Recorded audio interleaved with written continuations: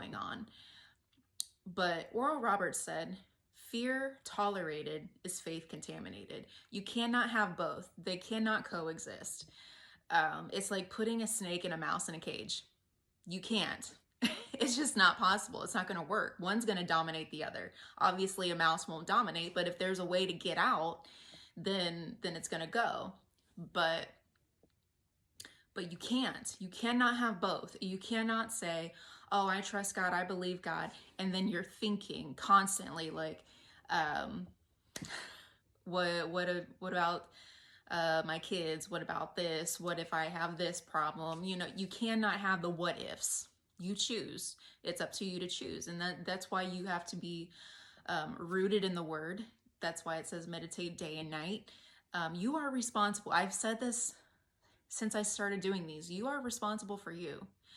You have to pick up the Bible and read it. You need to listen to faith-filled messages. And you can't live off people's faith.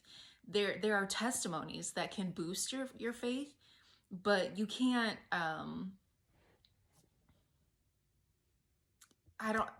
without truly being convinced that you can get the same results, then you're not going to do well.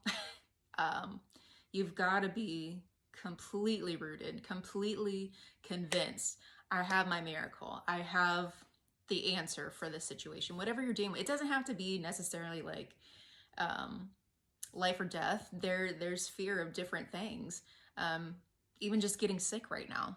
There's a super flu or whatever. Just, you don't have to stock your fridge up with chicken broth.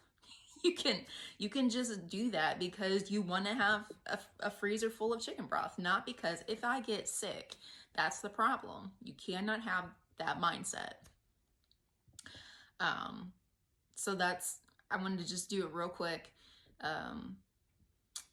But you've got to get established in the Word. That's your answer. That is the answer. And if you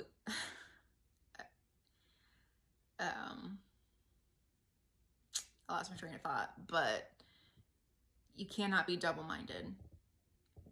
And so I was going to title this like, get the F out, because when you remove the F from fear, it's ear, and you have an ear to hear.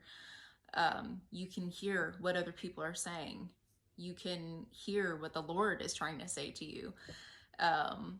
Because a lot of the times when you're so focused, you're not hearing anything. You're not taking advice from your pastor.